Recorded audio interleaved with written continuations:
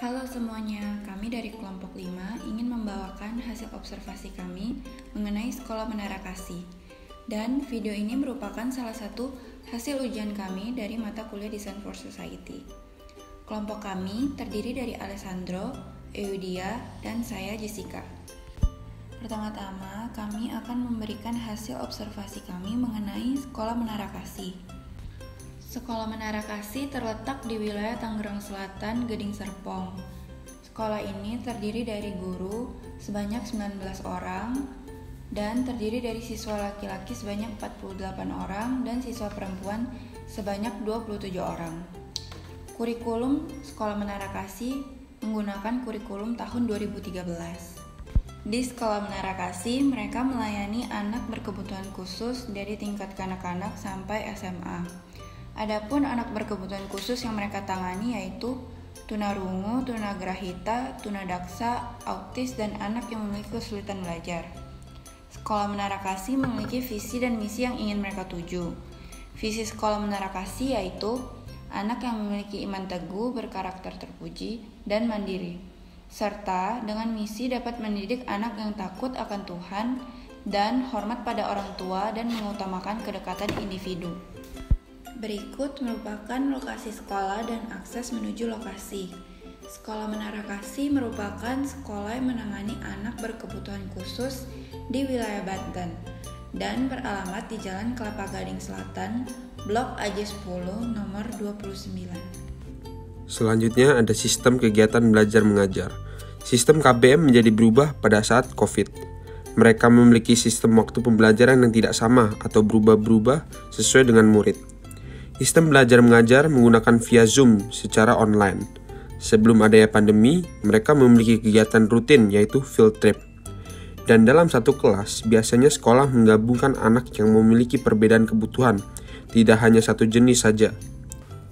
Selanjutnya, ini adalah struktur isi wawancara kami. Pertama, kami memperkenalkan kelompok dan anggota. Kedua, kami menanyakan dengan siapa kami berbicara atau narasumbernya.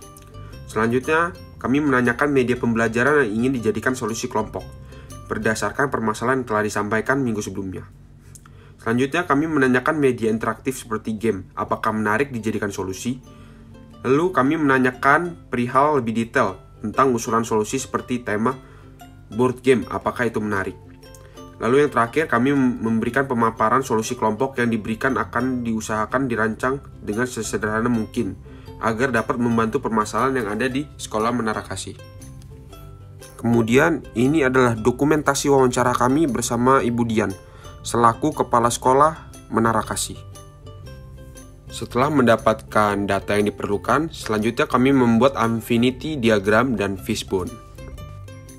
Ini merupakan Infinity Diagram yang telah kami buat, berisi tentang bagaimana pembelajaran serta kondisi anak berkebutuhan khusus selama pandemi. Lalu ada proses pembelajaran, ada kondisi mental anak, kondisi orang tua, dan interaksi anak. Lalu kami pun mendapatkan beberapa kesimpulan, yaitu anak kurang interaksi secara khusus dan langsung. Pengajar tidak bisa memantau secara intens. Orang tua harus mengorbankan waktu kerjanya.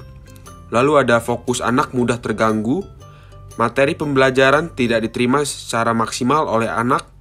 Lalu ada adaptasi anak sulit dalam situasi pembelajaran yang berubah, offline ke online. Selanjutnya, kami akan menjelaskan mengenai fishbone yang telah dibuat. Berikut adalah tampilannya. Kami membuat 5 cabang tulang ikan yang terdiri dari kebutuhan anak, sistem pembelajaran, kondisi anak, lingkungan belajar, dan pengajar, yang membentuk satu kesatuan yaitu faktor yang mempengaruhi pembelajaran SKH pada masa pandemi, secara internal maupun eksternal. Nah, penyebab yang sangat besar yaitu karena kondisi anak yang tidak dapat ditentukan dengan pasti bagaimana emosi dan moodnya. Sehingga sebagai seorang pengajar di sekolah ataupun di rumah harus dapat menyesuaikan kondisi anak dalam proses belajar dan pengaruh lingkungan belajarnya yang dapat mempengaruhi konsentrasi belajarnya. Kesimpulan sementaranya itu mereka menghadapi beberapa permasalahan pada saat sistem pembelajaran online. Yang pertama adalah waktu belajar yang tidak menentu, yang kedua partisipasi anak yang tidak jelas, ketiga adalah orang tua yang mengeluh dan pasrah pada saat menangani anak sekolah dari rumah, dan yang keempat media pembelajaran yang belum banyak. Setelah melalui riset yang kami jalankan, kami dapat menyimpulkan Frame Your Design Challenge, yaitu problemnya itu meningkatkan minat siswa atau siswi untuk fokus belajar di saat pandemi. Questionnya adalah bagaimana solusi desain yang tepat untuk meningkatkan fokus belajar siswa.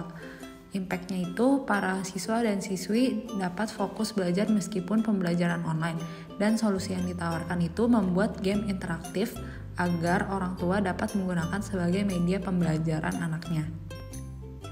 Jadi setelah didiskusikan dengan pihak Menara Kasih, materi yang akan dibawakan untuk solusi kreatifnya merupakan penjumlahan sederhana.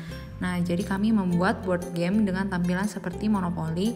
Permainan dapat dimainkan dengan maksimal 4 orang. Di tiap kotak ada pertanyaan sederhana, misalkan 2 + 5 sama dengan, atau dengan gambar buah-buahan seperti gambar di sebelah kanan. Anak menggunakan dadu untuk maju ke pertanyaan selanjutnya. Jika tidak bisa menjawab, maka anak tersebut dihitung pas atau lewat.